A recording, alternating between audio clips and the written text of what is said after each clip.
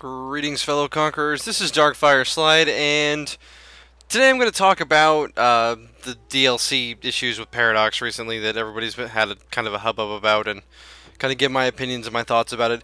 I don't really like to get political on the channel, and there's a good reason for that. Honestly, the main reason I don't like to is because politics are very polarizing, and I don't like to divide my audience. I like to instead, try to unite rather than divide. Even though I do encourage the public discussion of things, I don't like to personally take a side on any kind of politics. At least not publicly, of course. I do have my own opinions, but I don't like to delve into those. So let's talk about the DLC issue itself now that it is seemingly over, and we'll get to that subject as well. And then I'll talk about how I feel about Paradox itself and what's been going on lately. So the thing that happened with Paradox is basically that they tried to increase their prices without giving people, much warning or say on it, and in particular, I think what was particularly offensive to people was that they raised the prices of old DLCs, and that really kind of set people off because, it was already so friggin' expensive anyway to buy all the DLC. I think there were screenshots of people, not even including like unit packs and music and stuff like that, like something like $200 to $270, depending on your region.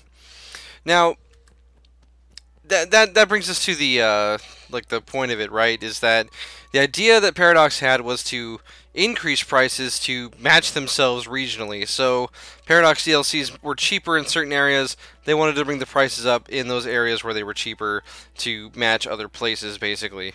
So in a way, that's sort of understandable. So we have to look at this from Paradox's perspective.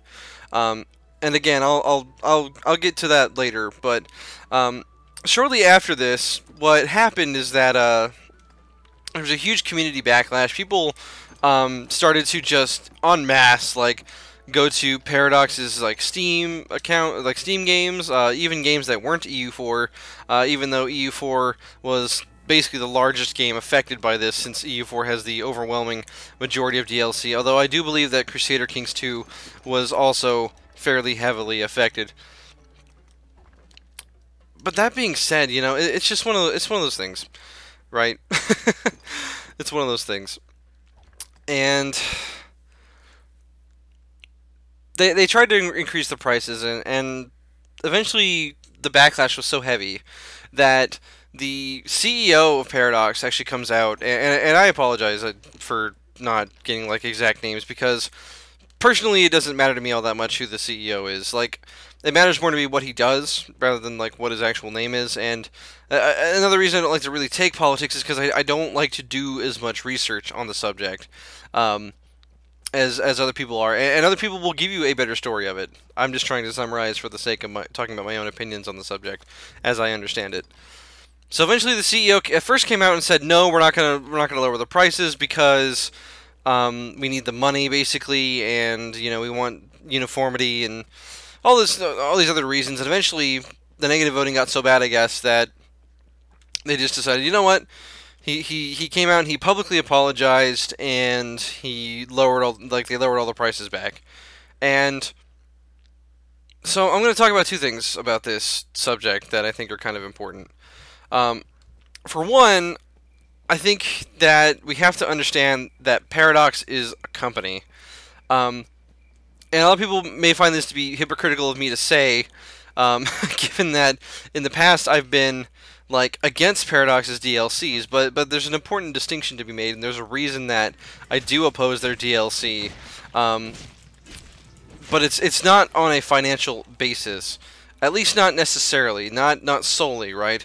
The reason that I oppose Paradox's DLC lately, and somewhat in the past, is that a lot of the time Paradox's DLC is very much just it's a lot of the time it's essential content, right? So things like in Art of War, for example. At first I was super excited about Art of War because they finally they added in the feature in Art of War to be able to transfer province occupation to another participant in the war on your side, and that's that's important because, you need to be able to get the land that you want, and it helps make for much cleaner peace deals. It makes a lot of sense to be able to do that, and it doesn't, it was one of those things that's like, why wasn't this in the base game to begin with? But they added that in DLC. And it didn't strike me until much later kind of how scummy that is, that such an important feature in the game wasn't a free feature. And if you go and play vanilla EU4 now, well, some people do still play completely DLC free EU4. And I gotta hand my hat to those guys because I have no idea how they do it. I have no idea how one actually plays vanilla EU4 at this point, because there are so many features that are dependent on DLC, like development and like Art of War and Mandate of Heaven and Rights of Man, that I just don't get it. Like especially Common Sense is arguably the most important DLC to date, simply because of the ability to develop provinces. Now, the interesting thing about this is, like, I am pro expansion, and I'm even pro DLC in games. I like additional content. I like paying money to get more officially dev-made content that actually works and is actually quite good. But that's kind of the caveat, isn't it? That content isn't always good, and that content isn't always bug-free, and that content isn't even always beneficial to the game, even in theory, like sometimes devs make mistakes. And I think that's an honest thing that we have to say about what's going on with Paradox as of late. And I hate to say it, because honestly, by hours played, EU4 is my favorite game of all time. Just simply by hours played alone.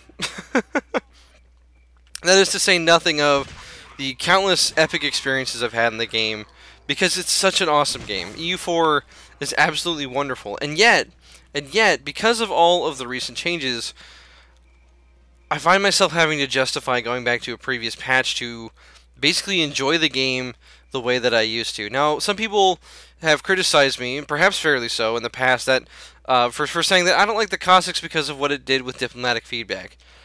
And diplomatic feedback is an excellent example of something that I don't think is actually beneficial to the game, even though it was added in a DLC. But was made especially insulting because it was added in a DLC, and you had to pay money to get this feature. And it certainly does change diplomacy, and alliances, it could be argued, make more real life sense in the Cossacks, but I don't agree with the way that it's done. I very much liked the original alliance system, where even trusted allies can turn on you if the situation is too dire, just like you, the player, would do.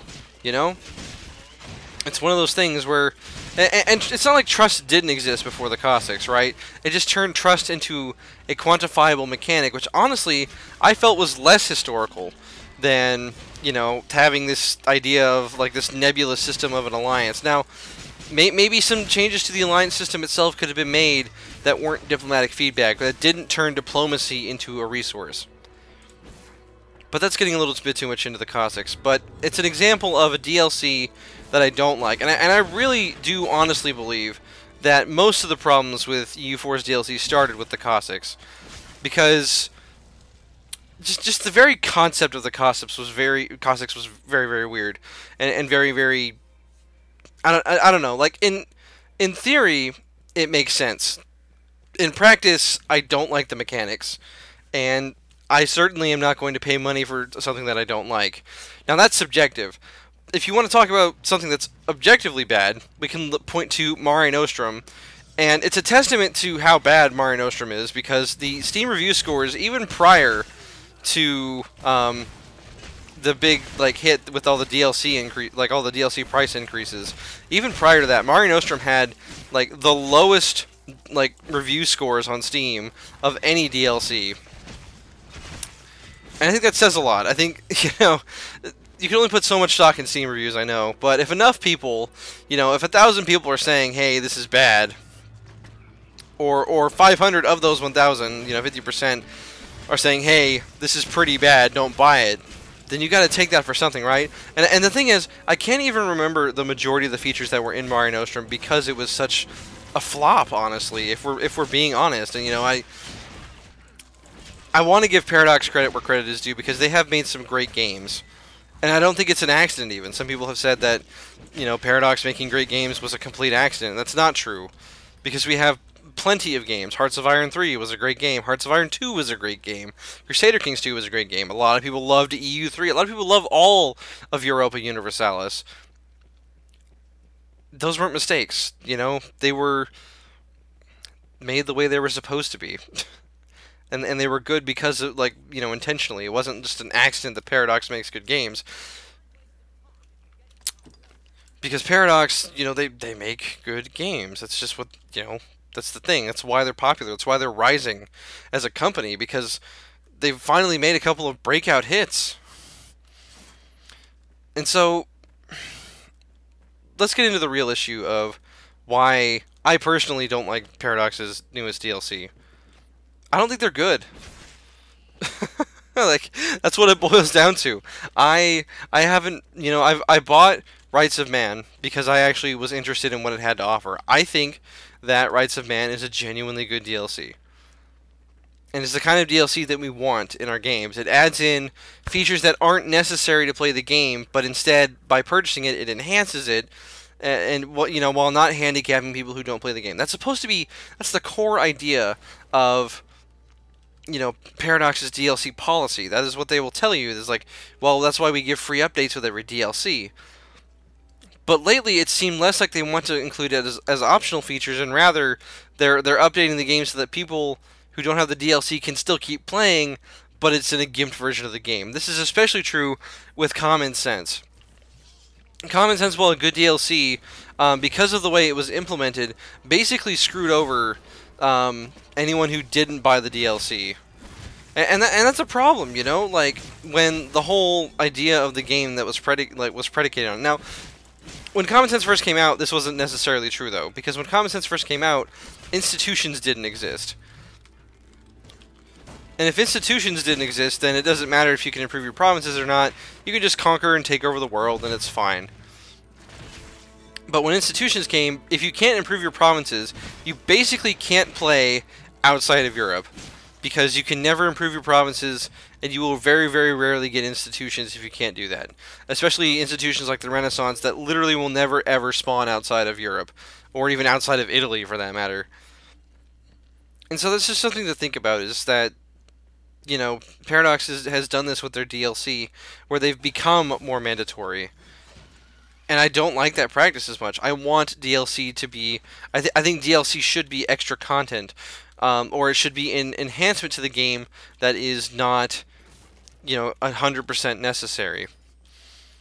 But that's where we find ourselves, is now playing EU4 completely without DLC is a horrible experience, unless you revert back to a patch where that wasn't as much of an issue. And honestly, that may be something I'm considering doing myself in the near future, is, using DLC that...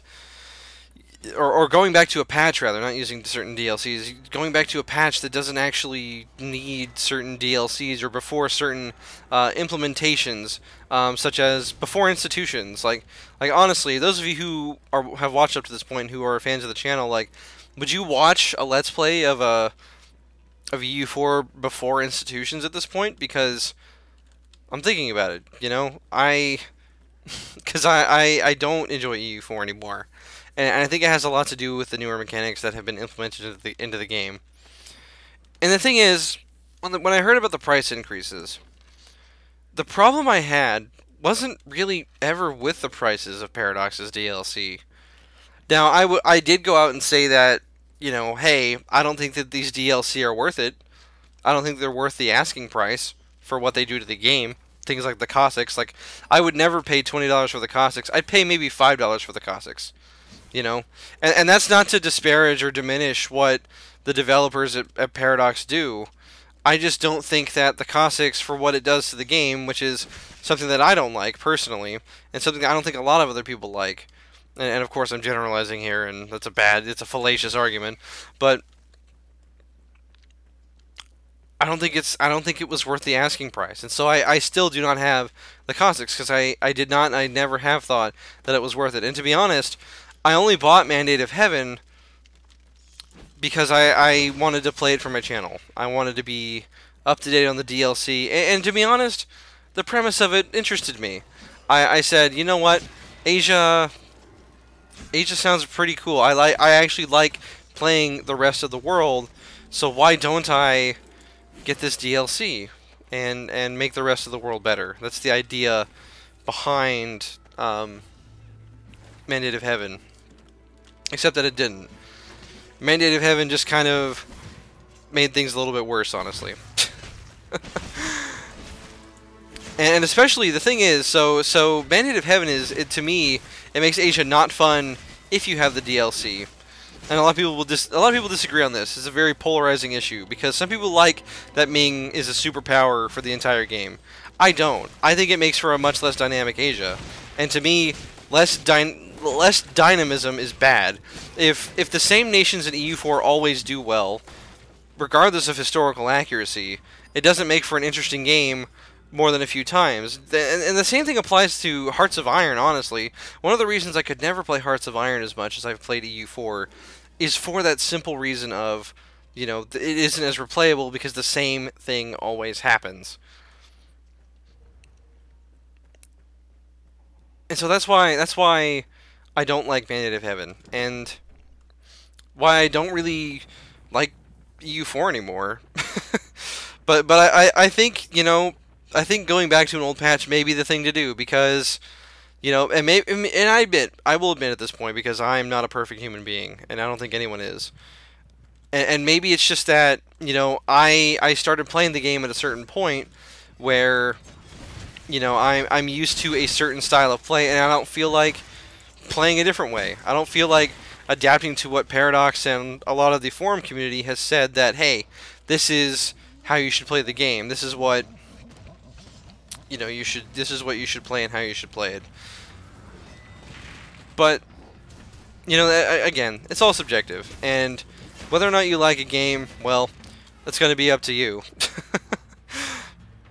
But my own personal thoughts are that EU4 is not in a great state anymore. It is especially, and I think it is especially egregious that, you know, they have treated the game in such a way for players who don't own the DLC. Because right now, playing without DLC is a nightmare.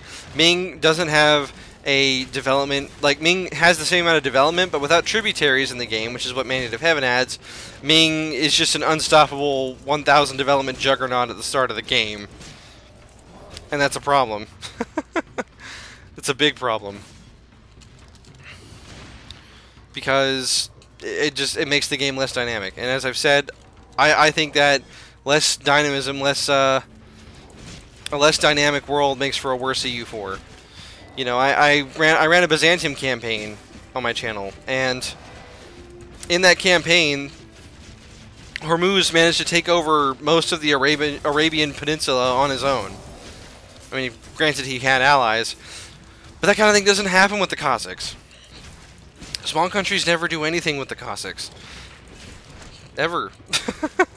It's sad, and I've had tons of people tell me, like, after I mentioned that, like, what the Cossacks does to the game, a lot of people have mentioned, like, yeah, wow, like, your world looks so much more different than what my worlds always look like, and that's because of what it does, and that's, you know, that's just the new DLC. That's what the new DLC is, and I don't like it. And I'm kind of just rambling at this point, and I really should bring a close to this video. So let me just have a few closing thoughts. EU4 is a great game, and Paradox is a very competent company who makes good games. You know, flat, end of statement, no more, there's no more to it than that. It's a good game, and Paradox is a good company. But they've made mistakes. They've made missteps. They've taken the game in a direction that I don't think is as good or as fun anymore. And to me, that means that I'm probably going to revert to a previous patch, because I just simply don't think that EU4 is in a good place anymore. So all that being said, thank you for joining me.